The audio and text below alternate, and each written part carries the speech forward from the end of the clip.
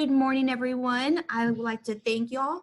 We have Mrs. Amina Patton. She is going to be speaking to us on what it's like to be a digital graphic designer, and she'll share with us how her role has taken her to where she's at, her career pathways, any education she's acquired, additional training, any highs or lows within the field, what her day consists of, more or less. Also, how has COVID-19 impacted her daily work routine? She'll also share with us any words of wisdom or encouragement she has for you all, any high schoolers out there, and any valid information that you may have. We ask that you mute all your lines, put questions in the chat box, and once again, just be as respectful as possible. Thank you, Amina, for joining us. Thank you for having me. And if you have any questions, like she said, please put them in the chat. If you need me to repeat anything or if you can't hear me, just let me know. But like she said, my name is Amina Patton. I am currently a professor at UHV, University of Houston, Victoria, teaching communication design, which can also be called graphic design. Before taking this position, I worked as a graphic designer for maybe at least 10, 15 years. So I've been doing this for a while. And I'll just kind of walk you through a little bit of my journey and how I decided I wanted to be a graphic designer, tell you a little bit about what being a graphic designer is like, and how it's been now, being a teacher, being a professor. Um, so for me, I was always the, artsy kid. Maybe some of you can identify with that. And it wasn't until I was in high school that I learned what a graphic designer was. And I actually remember looking in a magazine and looking at job titles. And I saw a graphic designer and I looked up what that was because I was always interested in layout and I wrote a lot as well. And I was curious of how that work actually got done. And that's what I learned what a graphic designer was and decided that I was going to go to art school for that. I went to Washington University in St. Louis for my undergraduate degree. I got a bachelor's of fine arts. And it is a program that was really unique in the sense that it allowed us to work alongside illustrators. So we were all in the same major together. It was called communication design, but we had separate tracks. And upon graduating in 2009, I walked straight into the recession, like everybody else at that time, and really struggled to figure out exactly what I was going to do with my career. I always wanted to work in publishing, work in publication, but things were changing rapidly at that time, and we didn't really know what things were going to look like. So I took that summer to really think about what had always really interested me alongside being an artist and being a designer. And education was that for me. So I decided to go to graduate school. To become a professor in this field, you have to have the terminal degree, which is a Master of Fine Arts. And I specifically chose a program at NC State that has a leaning towards education and teaching. So I learned a lot about being a teacher and how to teach design, but I also was introduced to a whole other side. My education in my undergraduate program was very traditional. So we started with drawing and 2D design and 3D design, and eventually moved into print materials and designing books and things like that. And I'll share some of that work with you all in a bit. But then by the time I got to graduate school, we were in a totally different space and we were doing much more digital work. So the first time designing for mobile, doing mobile applications, designing for web, and just thinking more expansively about what I could do as a designer. That was introduced to me as a grad student. And even though I knew that I wanted to teach, I knew that I didn't want to be a professor that hadn't had experience in the field. So I worked at an agency out of grad school for about 3 years.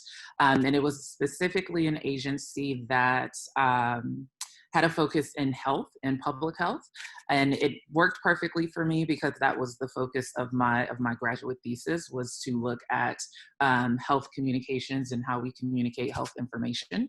And that was the main bread and butter of what we did. And it was a small, very small agency. I think by the time I left the company, they were maybe about 25 people. So it was a very small team. We worked primarily with the government. So we had clients like the CDC and the NIH. And it was all about taking this really complex information, and that was very important and for the public to receive, and trying to make it easy for people to understand and easy for them to use. And that was really important for me as a designer, because I knew that as a graphic designer, our work is everywhere. You know, everything's branded, everything has a logo or packaging or something. So the beauty of our field is that you can go anywhere. But I knew that I wanted the work that I did to be impactful. And I couldn't think of a place that I could have more impact than helping someone understand, you know, how to take their medication, or helping people communicate if they have communication challenges during an emergency. And so those became the types of problems that we were trying to address. And I did that for about 3 years. But the drag and the call to teach came back, and I decided to move to Texas and begin teaching. I taught in San Antonio for about 3 years. And while I was there, I had an opportunity to work in an education and design role for USAA, which was a completely different situation than the small agency I worked for, because it's a large, thousands upon thousands of employees, with essentially an in-house design agency that I worked for. So in an agency environment, you work with what clients come through the door, and you have lots of different projects, and you'll be working on multiple projects at the same time. When you work in a large organization, that organization essentially is your client. And so everything that you do is driving towards the needs and demands of that particular organization. And so I worked there for about a year, almost 2 years, before transitioning to teach here in Victoria, and I've been here for about 2 years. So my path is slightly different than some people that become designers, because I've always had an interest in education and I knew that was going to be where I landed, essentially. But through that time, I've had in that 15-year span, I had an opportunity to not only, be a student, but also to teach, to work in small environments like an agency, but also work in large environments like working at USAA, and also being a freelancer and working with clients. And I did that even while I was a student, which all of that experience really helps me in the classroom, because I'm able to bring my knowledge, not only the technical aspects of knowing and understanding my field, into the classroom, but also real experience of working with people, and how to be a creative professional. And it's one of the things I talk about a lot with my students. I know Raquel mentioned the highs and lows of being in the field. I would say the highs are, I get to make stuff, for a living. And it's really fulfilling to have something, an idea or a concept in your head, and then to actually see that realized, and to see it realized, and your client is happy with what you produced, and that is actually having an impact in people's lives. That's an amazing feeling. The challenge that I think a lot of creative professionals find, definitely when you first start in your career, but also later on, is that most of us are, like I said, we started off as artsy kids, and we always were making things and trying things, and that's just kind of naturally how we are. So once you begin to do that professionally, sometimes the joy that you initially had in it can change. It changes when you start to have to be creative on a clock, and have to be kind of snap your fingers, come up with an idea. Sometimes it's really hard. So most of the not only in how to do that, but then also how to stop how to stop working, how to have boundaries between your professional life and everything else you have going on. A lot of the creatives that I know, they have the thing that they do for their profession and their career, and then they have something else that's just for them. So for me, one of those things for me a little bit is writing. I know other people, they began doodling a lot more. They started, decorating cakes or something, but they had to have some type of creative outlet that's just purely for them. And then something that they really pursue as a profession, because you do start to, your eyes start to see things differently, and you experience things differently, and it's amazing. It's fun, and I love it, but it is still just an important thing to remember, that if you pursue this path, you will, this thing that may be innate to you starts to kind of change over time. So now, like, I can't go to restaurants and look at menus without slightly critiquing the way it's laid out, or what the decisions that are made when I see like logos or things and movie credits and things like that. Once you start to see it, and I tell my students that a lot, I'm essentially training you how to see. Once you see it, you can't unsee it, and you can start to tweak the things that you see around you. So it's pretty fun, and something that I feel very grateful that I get to do, and now get to help other people to do. Let me see if there's anything else. So day to day, um, I'll talk to you a little bit about the different experiences across my career, since I've had a lot of different experiences. Being in an agency, the day-to-day experience was it was varied, because I was often working on multiple projects at a time. So we would have kind of huddles, or, little meetings at the beginning of the day, with my project manager, other people that are working on the team with me, to just kind of reset and make sure we all are aware of what we're supposed to be doing, what we're working on. And if you're juggling multiple things, because you're juggling multiple deadlines, projects that are at different places in the process. So it's a lot to kind of keep on track. So we got really, one of the benefits, I should say, of working in a small company was that we were able to be that close. So we were in a smaller office, but we were also co-located, remotely working across different locations as well. So it was kind of juggling that, but it had a lot of variance.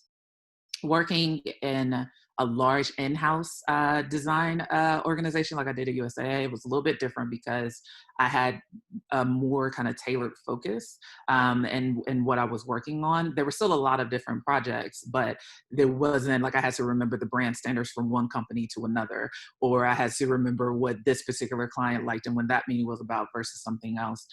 It tended to be, okay, we were all driving towards kind of a similar mission, but it was more people, bigger things to juggle, bigger kind of considerations, just working on a completely different scale than working at the smaller company. And now, being a teacher, being a professor, my days are, built around teaching my classes, mentoring my students, also working in the community, and doing outreach and things like that, and kind of essentially being of service is a big part of being a faculty member. So there tends to be some variety just based on what things are brought to you, but there's a good amount of control just based on me ordering my classes. So I think that's a consistent thing, and that I tell people about being a designer. If you like problem solving, if you like having different things kind of thrown at you and then you have to figure it out, that tends to be how designing is, and I also think that's how being a teacher is. So I've had people ask me in the past, do I miss designing, now that I'm teaching? And honestly, it's the same part of my brain that I'm using. I'm designing my projects for my students. I'm coming up with different challenges and things for them to do. So even though I'm not physically making in the same way, it's still using all of the same skills that I cultivated over time to become a designer. It's the same. It's the same stuff. Let me see. Academic knowledge.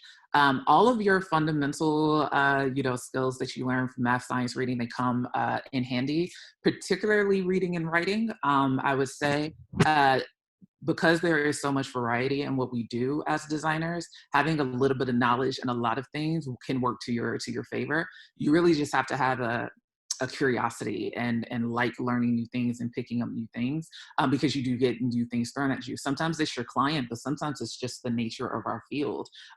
Just in my career, we've gone from being primarily print-based and books and magazines to designing for social media and movement and gestures and all this other stuff. And we just had to kind of ride with it. So being able to jump in and troubleshoot and figure things out and being a critical thinker come into play. But reading and writing, I will touch on a little bit more specifically because one of the things I remember someone telling me when I was working on the job is that they really appreciated that I could write and that I didn't just make things look nice. So I would call out typos that I would find, or I would ask them or ask questions about the content, like, is this the best way to say this?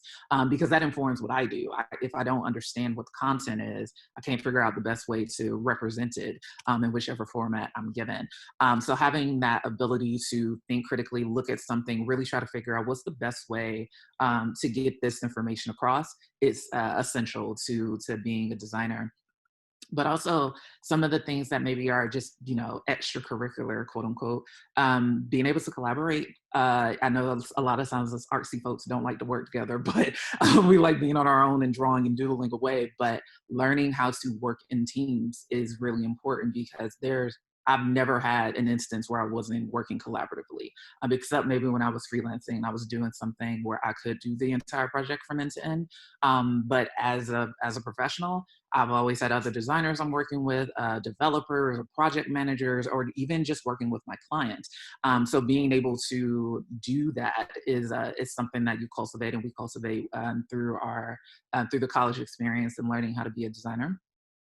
Learning how to communicate your ideas, how to critique and give feedback and receive feedback. Those are all things that you have to learn how to do. And it become instinctual over time. But that initiative, which I think goes back to what I said about just being curious, and not being afraid to ask questions and jump in, they all serve you well as a designer. And then now talking about how things are right now for designers. Like I said, for me being an educator, I'm teaching from home. The semester just wrapped up for us this week. So it's been having to do things at a distance, which is challenging. The classes that I had this semester transitioned fairly well. But I'm starting to think about what I'm going to potentially have to do for fall. And one of the challenges is that design is largely taught by doing. We learn by doing. So there's some reading that you do and things like that, but a lot of it is jump in and do it and figure it out as you go. And so not being physically in the same space to be able to do that can be hard. So we're starting to, and pretty much all of design academia is trying to figure out how to do this because we're so used to just being in a studio and working together on things. But I think for design professional side, the non-academic side, design does lend itself fairly well to remote work. Like I said, I think pretty much, except when I worked at USA, when I worked at the agency, our clients would come fly in from like Atlanta and other places in DC to see us, but majority of the time we weren't physically in the same space as them. In our particular agency, we had multiple locations or people that worked, from other places in the country. So we had to get used to conference calls and Zoom meetings and things like that. So thankfully, based on how we work, we can work remotely because we're working digitally, we have software and things like that. But it is still a learning curve to learn how to do collaborative creation and generating ideas at a distance, because often that's done just post this up on the wall and let's sit in this room and figure it out. Can't really do that at a distance. So there are tools out there now to help with that. So it's making it easier, but we are very privileged in that we can pretty much do our job at a distance. Tools and equipment. So for the tech side of things, I primarily work on Mac computers. I'm on my MacBook Pro right now. The design work can be done on PCs, but I think you will more than likely find that we use Macs because, and I would say historically this is true. I think a lot of PC monitors and stuff have caught up to us, but it's historically, it used to be that the graphic capabilities of Macs were far superior. And then just how the operating system works, I think a lot of designers prefer it. And then for some, it's the aesthetic, they like how it looks. But frankly, you can use PCs. The Adobe Creative Suite is the kind of core software that we use for a lot of the work that we do. There are other tools that are becoming more and more available now, a lot of them designer driven in and created because they wanted the ability for things to be slightly more affordable and not to always have to use Adobe products. But Adobe is pretty much still the standard. And those are the tools that we use in school right now. So when we're teaching our students, they're learning how to use the software that they're going to be using and what's expected of them professionally. But again, there are always new things and always new tools that pop up. So being able to kind of jump in and figure it out, if someone throws a new product at you or Adobe comes out with some new cool thing, is always a good skill or ability to have, just to get comfortable with having to learn how to do new stuff. So if you all don't have any questions for me just yet, I can show you a little bit of my work, just to kind of give you a visual. But give me a sense of how you're feeling in the chat before I share my screen.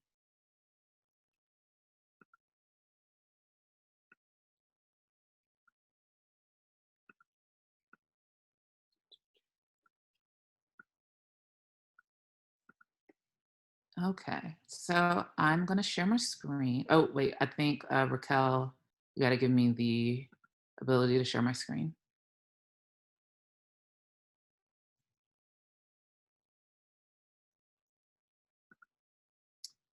Well, just in case I can't Hold do. on, let me give you that access, one moment. Okay.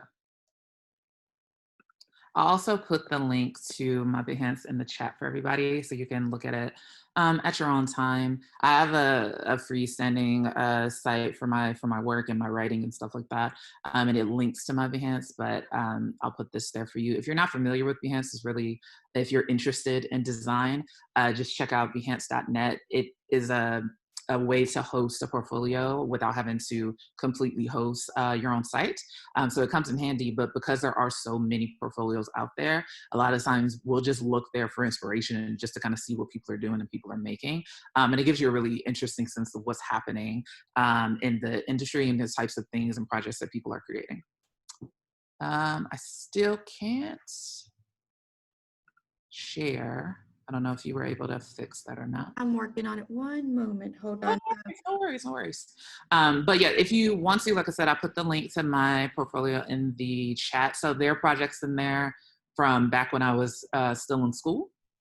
I think some of my favorites, one of my favorite projects is a branding project that I did when I was in grad school for Liv Warfield. She is a singer. She's an amazing vocalist. She was a background singer for Prince for years.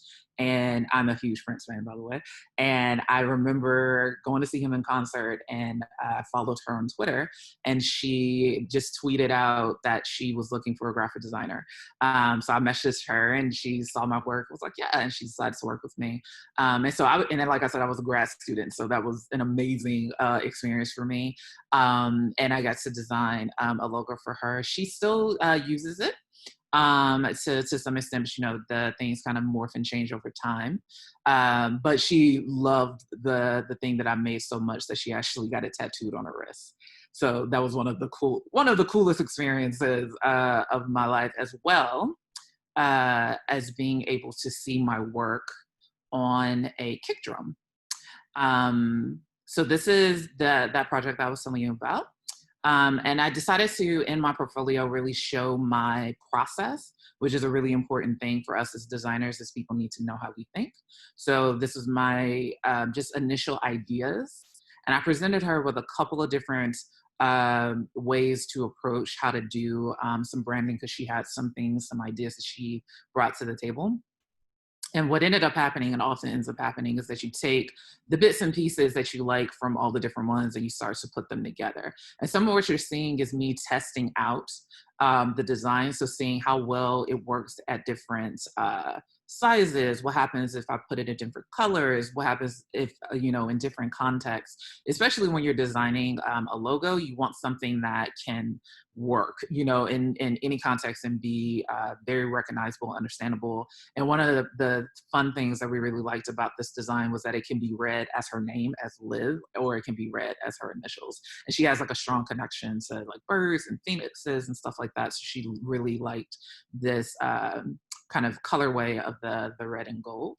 And this is a screenshot of it being on her kick drum from her music video. Let me see another one that I can show you really quickly. Some of the work, of the more complex work, is from when I was in graduate school. We were doing these kind of big complex problems. This application is one that I designed when I worked at the agency.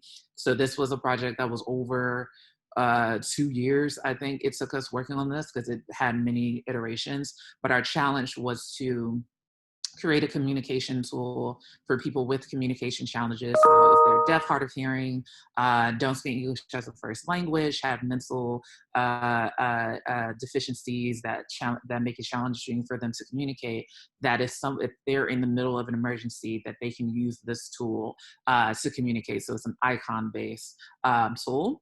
And we started with one, it started as a booklet, and then it grew to an application, and then it grew to another application for a different scenario. So within this app, there are probably over 200 icons that I designed.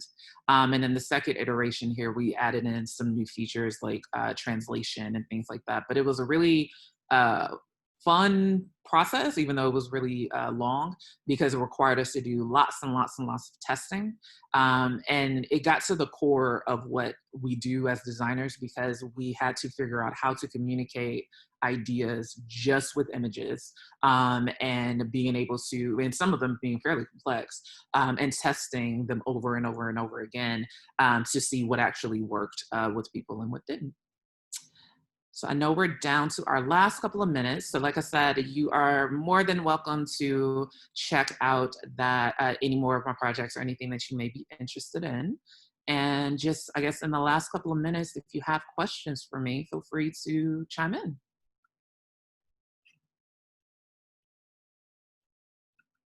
And I'll put my email in the chat as well, so that if you have questions or anything, you can feel free to reach out to me later, because I know sometimes it's hard to think of a question on the spot and you don't know what you don't know.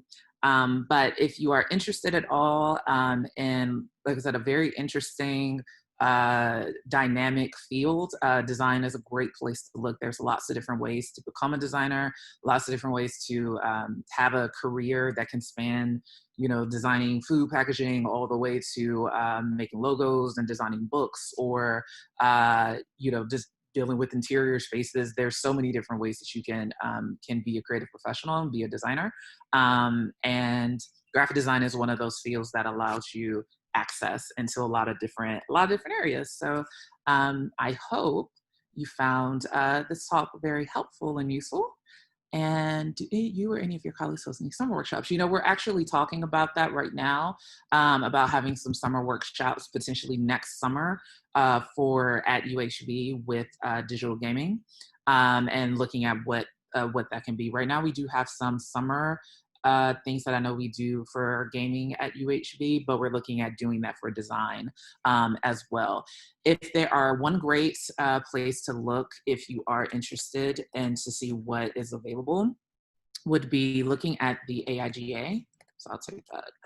That's the professional organization for graphic design and for the graphic arts. So if there are any workshops or portfolio days or things like that, that's a really great resource to look at. And there are some things that people are doing right now that are remote, so that people can still engage. But design is a very a great field in the sense that people share a lot, and there's a lot out there. People really love talking about it and giving help to people. So again, if you have any questions, feel free to reach out and just try different things. And since we are limited, yes, I do, because I think that, so the question is, what do you recommend for a student in the Golden Crescent area to get? I think that is still a beneficial field to get into. And the good thing about design is that it can take you anywhere, or you can do it from where you are. Remote work is very accessible for us here. So even being in this area doesn't limit you at all. There are graphic designers here. You can take courses online. Again, Adobe has a lot of really great things available. AIGA does as well. So you can learn on your own at your own pace, as well as also pursuing a degree. So do just a little bit of digging, a little bit of research, and again, you can feel free to reach out to me if you're not sure where to start. But you have a lot of access to a lot of tools and a lot of resources because of how much designers put online to help people coming up behind us.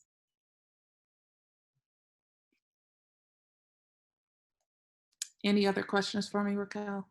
No, ma'am. And if anyone does have any questions that they think of at a later date and time, you definitely have her email and please reach out to her. We ask that you don't be shy. If this is something you want to acquire and get into, by all means, Professor Patton's available. Thank you so much, everyone, for logging in. Thank you, Amina, for your time. We appreciate everyone. You all stay safe and stay healthy, and we look forward to reconvening hopefully in the future. Thank you again. You're welcome. Bye-bye.